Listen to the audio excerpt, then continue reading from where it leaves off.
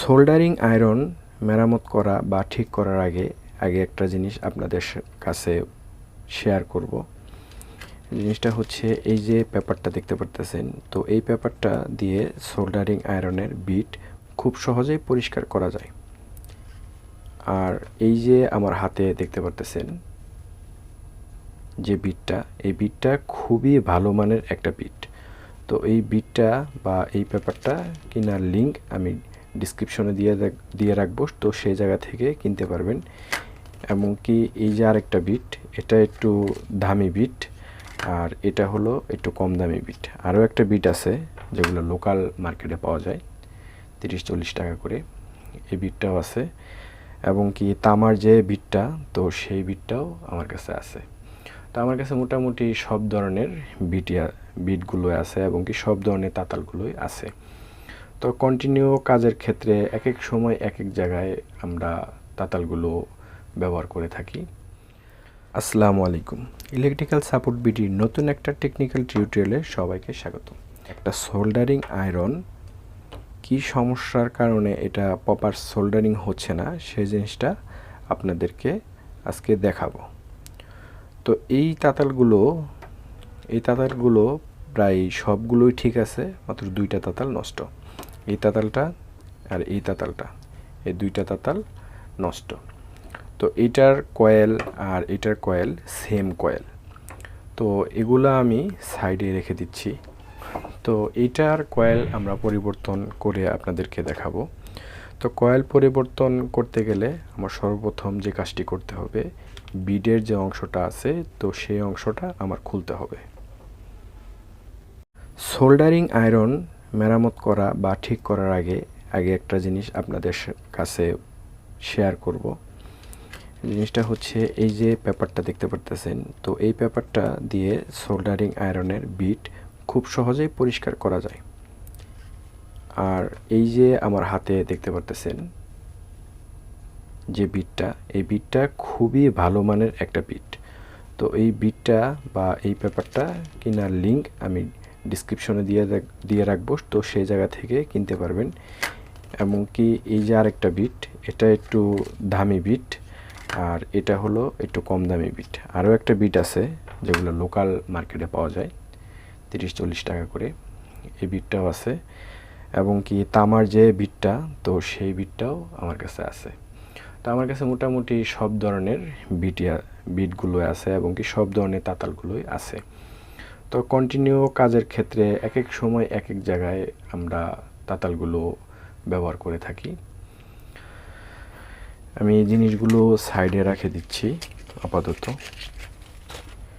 এই তাতালটা ঠিক মতন জ্বালাই হয় না, রাং ঠিক মতন গলতে চায় না, আরও বিভিন্ন রকমের প্রবলেম করে থাকে। তো যে কারণে এই যে বিটটা আছে AC220, যে বিটটা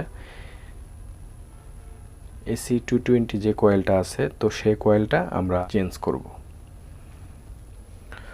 তো এই তাতালটা আমরা এই জায়গা থেকে খুলব।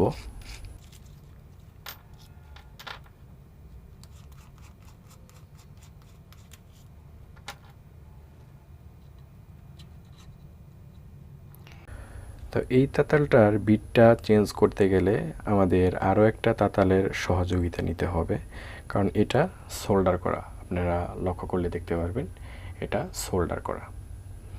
তো এই বিটটা এই জায়গায় যদি আমি স্থাপন করতে যাই, সেক্ষেত্রে এই সোল্ডারগুলো ডিসোল্ডার করে আবার নতুন করে সোল্ডার করতে হবে। সেজন্য আমি আরেকটা সোল্ডারিং তাতাল বা সোল্ডারিং আয়রন আমি সহযোগিতা নিব আর কি। তো এটা হিট হতে হতে কিছু কথা আপনাদেরকে বলি। এই তাতালগুলো কয়েল সমস্যা হয় যেসব কারণে, দীর্ঘক্ষণ এই তাতালগুলো ওভার হিট হয়ে কয়েলটা দুর্বল হয়ে যায়। এজন্য আপনাদের করণীয় হবে একটা সিরিজ লাইন বানিয়ে এই তাতালগুলো ব্যবহার করার। তো সিরিজ লাইনটা অবশ্যই রেগুলেটিং সিস্টেম হতে হবে। তো সেই সিরিজ লাইনটা কিভাবে তৈরি করবেন বা কিভাবে আপনারা খুব সহজেই তাতালগুলো বেশি দিন ব্যবহার করতে পারবেন, তো সেই ভিডিওটা আমি খুব শীঘ্রই আপলোড করার চেষ্টা করব। তো আমরা কি করব, এই যে তাতালের যে কয়েলটা আছে, তো সেই কয়েলটা দুইটা লাইন আছে এই জায়গায়, দুইটা লাইন আমরা ডিসোল্ডার করে এই দুইটা লাইন সরাসরি এই জায়গায় স্থাপন করব।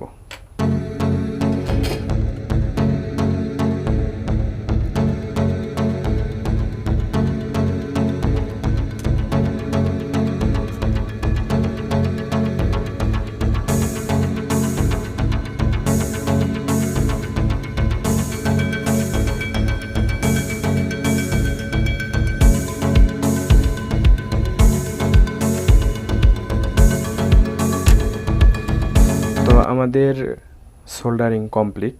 তো এখন আমরা চেক করব। তো চেক করার জন্য আমাদের সিরিজ লাইনটা হলে ভালো হয়। আপাতত সিরিজ লাইনটা দরকার নেই, যেহেতু নতুন কয়েল, সেহেতু আমরা ডিরেক্টলি সরাসরি এসি 220 দিয়ে তারপরে আমরা চেক করতে পারবো। তো আমরা কয়েলটা স্থাপন করেছি, এখন কয়েলটা এটাতে লাগিয়ে আমরা চেক করব।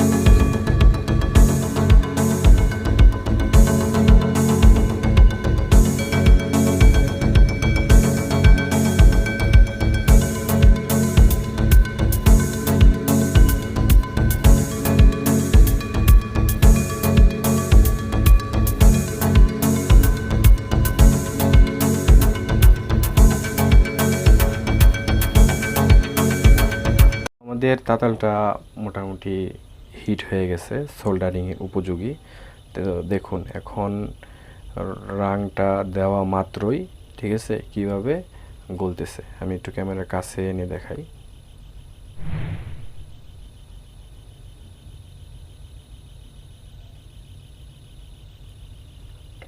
তাতালের কয়েলের সমস্যার সমাধান করতে পারবেন।